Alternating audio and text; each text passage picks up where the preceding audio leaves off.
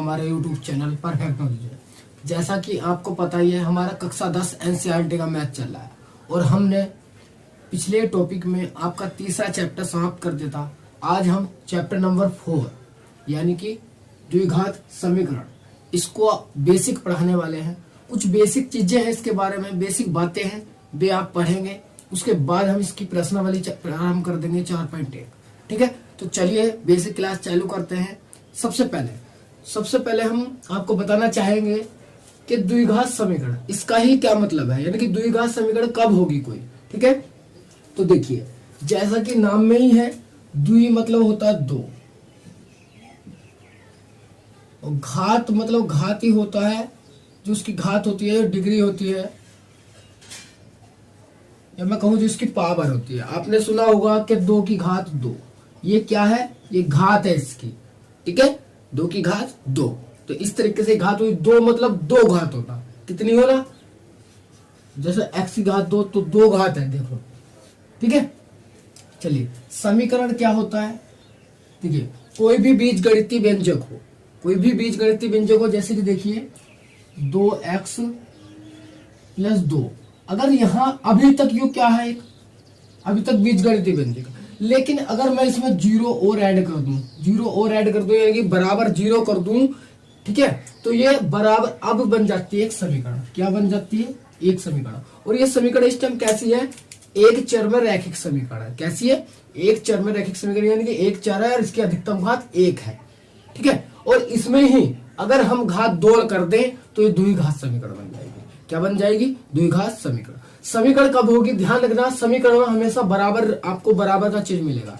क्या मिलेगा, आपको बराबर का चिन्ह हमेशा जरूर मिलेगा। ये यहाँ कुछ भी होगा, 2x² + 3 = 0, 2, ये कुछ भी, मतलब मेन चीज ये है कि आपको बराबर का चिन्ह देखना है। अगर उसमें बराबर का चिन्ह है तो वह समीकरण जरूर होगी, चाहे द्विघात हो या न हो, समीकरण जरूर होगी। ठीक है, और घात अगर चर के 2 आ जाए, अगर घात 2 आ जाए तो हमारी हो जाएगी द्विघात समीकरण। जैसे देखिए मैं एग्जांपल दूंगा।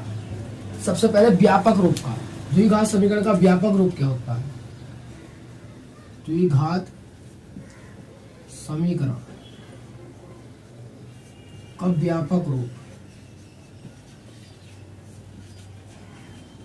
तो वो होता है भाई ax² + bx + c = 0।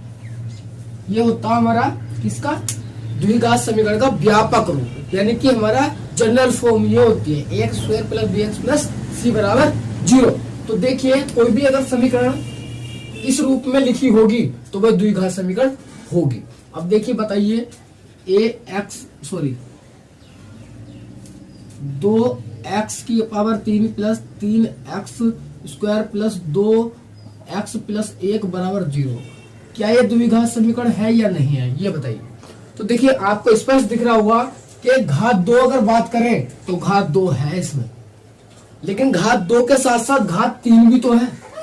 तो हमें देखना है ओनली घात कितनी होनी चाहिए हमारी समीकरण में, 2 होनी चाहिए, ना ज्यादा हो ना कम हो, 2 जरूर होना चाहिए। अगर घात 2 है तभी द्विघात समीकरण बनेगा। देखिए ये द्विघात समीकरण नहीं है। ठीक है, अगर मैं इसे ऐसे लिखता 3x² + 2x + 1 = 0, तो ये द्विघात समीकरण थी, क्योंकि देखिए इसमें जो घात आ रही है 2 आ रही है। ठीक है, तो 2 अब कैसे, देखिए यही फॉर्म, इसी फॉर्म में ये लिखा हुआ है। देखिए कैसे, देखिए x², तो ये रहा x², a की जगह क्या है, ये 3 है, + bx, तो देखिए b ये रहा और x ये रहा, अब + c जो बचा वो c है, = 0, तो ये द्विघात समीकरण हमारी है। आपको पहला जो टॉपिक है आपकी प्रश्नावली में यही है कि आपको द्विघात समीकरणों को पहचानना है हल कर। ठीक है, तो उसके बारे में, उसके बाद जो आपकी आना है, इसमें आप गुणनखंड विधि से मूल ज्ञात करेंगे, फिर आप करेंगे द्विघाती सूत्र से और पूर्ण वर्ग विधि से। तो मैं जैसे जैसे आएगा मैं स्पष्ट वहीं पर बहुत अच्छे से आपको एक्सप्लेन करूंगा, द्विघाती सूत्र भी और गुणनखंड विधि भी और आपका पूर्ण वर्ग विधि भी। ठीक है, तो सबसे पहले हम पहला जो डिस्कस है, जो चैप्टर का नाम है उसको ही आपको बता रहे हैं। तो देखिए आपको द्विघात स्पष्ट हो गया होगा, द्विघात समीकरण का व्यापक रूप ये होगा।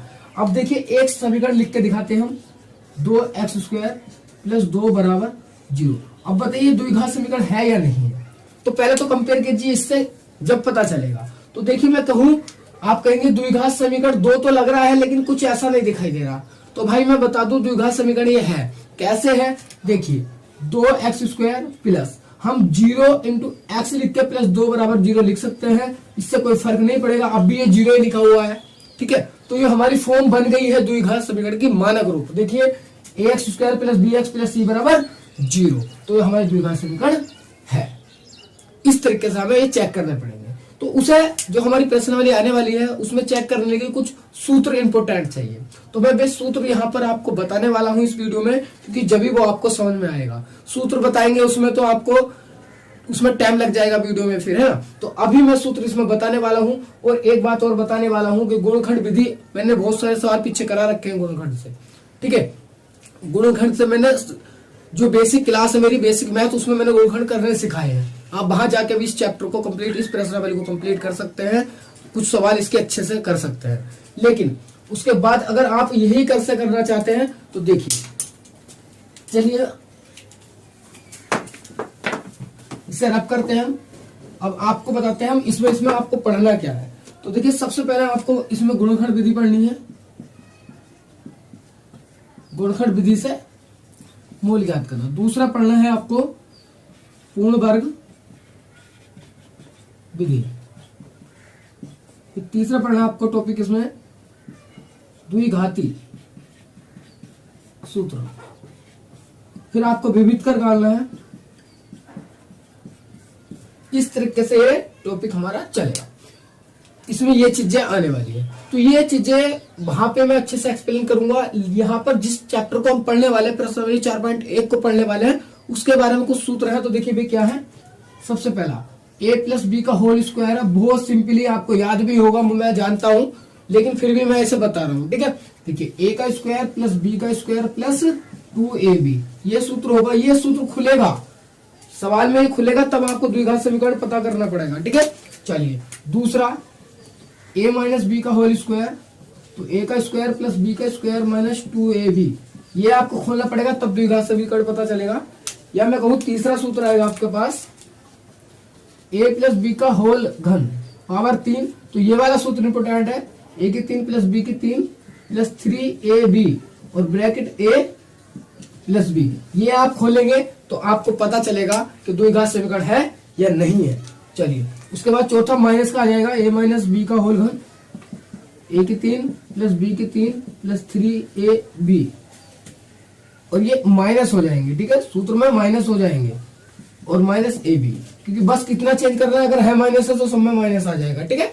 चलिए और एक दो सूत्र और इंपोर्टेंट है, जैसे कि मैं लिख के दिखाऊंगा आपको। a की 3 प्लस b की 3, तो a प्लस b ब्रैकेट 1, दूसरे ब्रैकेट में a square plus b square minus ab, ये सूत्र हो जाएगा आपका। और लास्ट सूत्र आता है इसमें जो आप खोलेंगे, a की 3 माइनस b की 3 बराबर a माइनस बी, ब्रैकेट बंद कर देंगे, a square plus b square plus ab। तो ये सूत्र आपको प्रश्नावली 4.1 में यूज करने पड़ेंगे, उसके बाद आपको सवाल करने पड़ेंगे, और उदाहरण भी है इसके कुछ, ठीक है। तो मैं छोड़ने कुछ नहीं वाला, यानी कि आपको सवाल सारे कराऊंगा, उदाहरण भी और सवाल भी। पहले प्रश्नावली करेंगे, उसके बाद अपने उदाहरण करेंगे, ठीक है। आप सोचेंगे उदाहरण क्यों कराते हैं, उदाहरण तो लिखे हुए हैं भाई। उदाहरण एग्जाम में सबसे ज्यादा पूछे जाते हैं, और उदाहरण अगर बच्चा नहीं करता है तो उससे होता भी नहीं है डायरेक्टली सही, ठीक है। करना तो आता है लेकिन गलत कर देते हैं, तो इसलिए उदाहरण भी करवाएंगे हम। पहले प्रश्नावली करेंगे फिर उदाहरण करेंगे सारे इसके, ठीक है। चलिए तो आप इन सूत्रों को अच्छे से पढ़ लेंगे। द्विघात समीकरण का मतलब आप समझ गए होंगे होता क्या है। द्विघात समीकरण होगी कब, जब घात 2 होगी उसकी, ठीक है। और इसका जनरल फॉर्म मैंने बता दिया, एक ax square plus bx plus c बराबर 0 की फॉर्म में होगा, ठीक है। चलिए तो और ये उसके बाद ये विधि है गुणनखंड, पूर्ण, द्विघाती और विविध कर निकालने की। तो ये बहुत ही सिंपली एक प्रश्नावली में आए हैं, पहली प्रश्नावली में, दूसरी में, तीसरी में, चौथी में, इस वजह से इस तरीके से सारे सजे हुए हैं। हम वहां पर आपको बहुत अच्छे से एक्सप्लेन करके बताएंगे, सारी चीज एक A to Z बहुत बारीकी से बताने वाला हूँ, सबको एक्सप्लेन करूंगा अच्छे से, ठीक है। बेसिक भी बताएंगे, सूत्र भी बताएंगे, और उसे सवाल को भी करेंगे। ऐसा नहीं कि बस चल रहे हैं, ठीक है।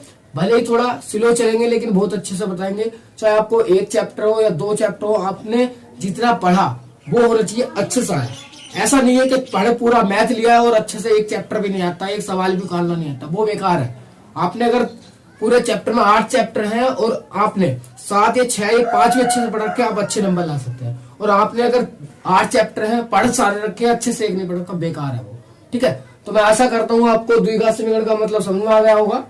ठीक है, और ये चीजें आपको सूत्र याद कर लेनी है अगर आपको अच्छा अगला 4.1 करना है तो। ठीक है, तो चलिए आज के इस बेसिक क्लास में इतना ही, चलते हैं अगली वीडियो मिलेंगे और अगली प्रश्न 4.1 के साथ। ठीक है, चलिए, जय हिंद।